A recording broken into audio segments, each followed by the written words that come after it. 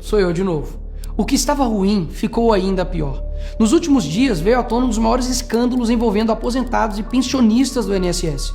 O rombo, segundo levantamentos, ultrapassa a casa de 6 bilhões de reais.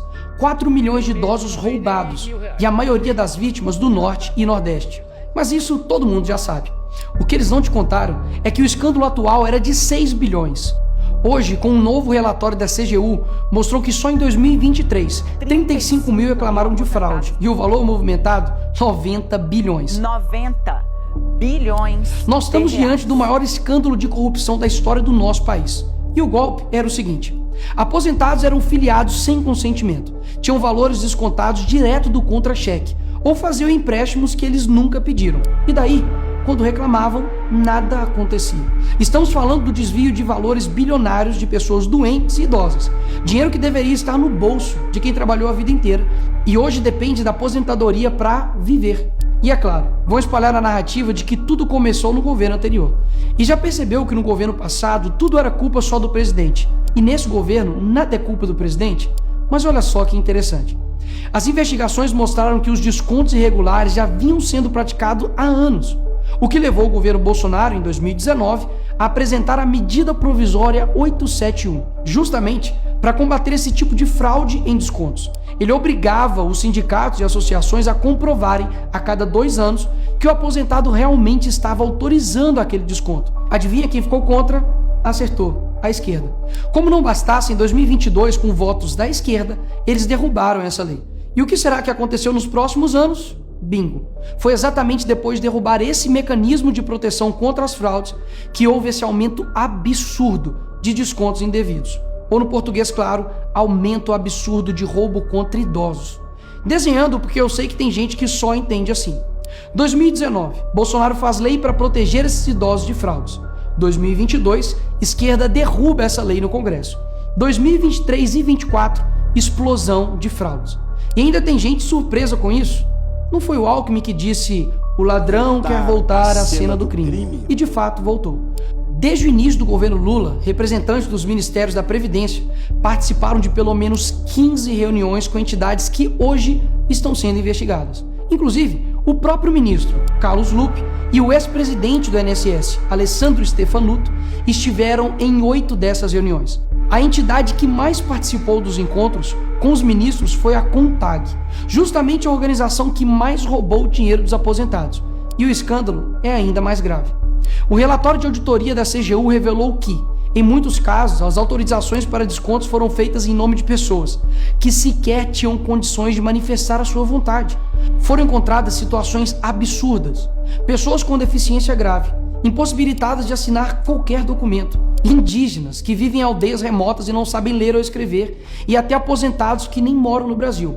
Roubar alguém já é terrível, mas roubar pessoas nessa situação é ter a certeza de que nada vai acontecer com você.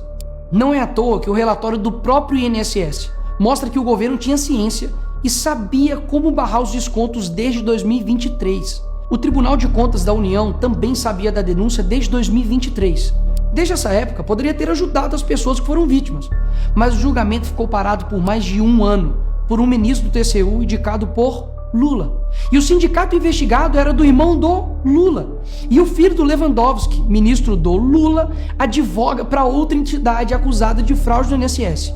É o país das coincidências. Ou seja, reuniram com entidades investigadas, foram avisados, confessaram que sabia e ignoraram. Fingiram que não viram. Agora, com a pressão do escândalo, o governo Lula trocou o ministro e só. Nenhuma consequência para ele. Engraçado, né? Se o pobre erra o CEP no cadastro, é fraude. Mas se o sistema desvia bilhões, é só trocar o responsável. O mesmo responsável que em 2011 também foi trocado pela Dilma por corrupção no seu ministério. Isso mesmo. Lula escolheu Carlos Lupe, um cara com histórico de corrupção para cuidar do dinheiro de idosos e doentes. E depois de 14 anos ele volta e cai de novo da mesma forma. Tudo isso está acontecendo e sabe qual é a solução do governo? O INSS usará o dinheiro do povo e devolverá o dinheiro aos aposentados e pensionistas. Traduzindo, as vítimas vão ressarcir o prejuízo das vítimas. E os criminosos, Nicolas, seguirão livres, sem punições. Que bela democracia. Eles roubam e quando a gente descobre, eles mandam a conta para o povo brasileiro pagar.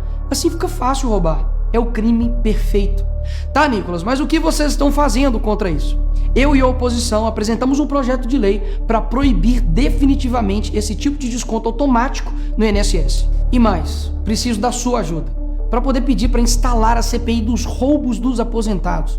E será lá nessa comissão que vamos investigar mais a fundo e poder colocar na cadeia quem foi responsável por isso. E aí sim, fazer com que eles devolvam esse dinheiro, não que você pague essa conta.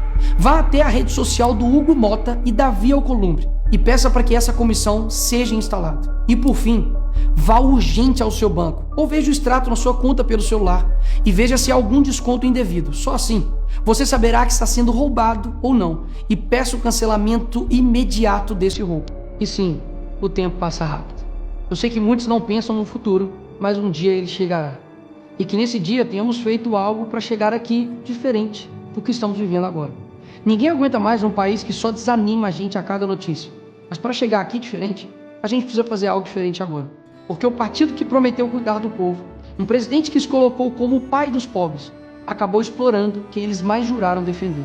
Mas eles só chegaram lá porque muitos acreditaram neles. E até quando? Porque quando chegar aqui, talvez seja tarde demais para mudar o Brasil.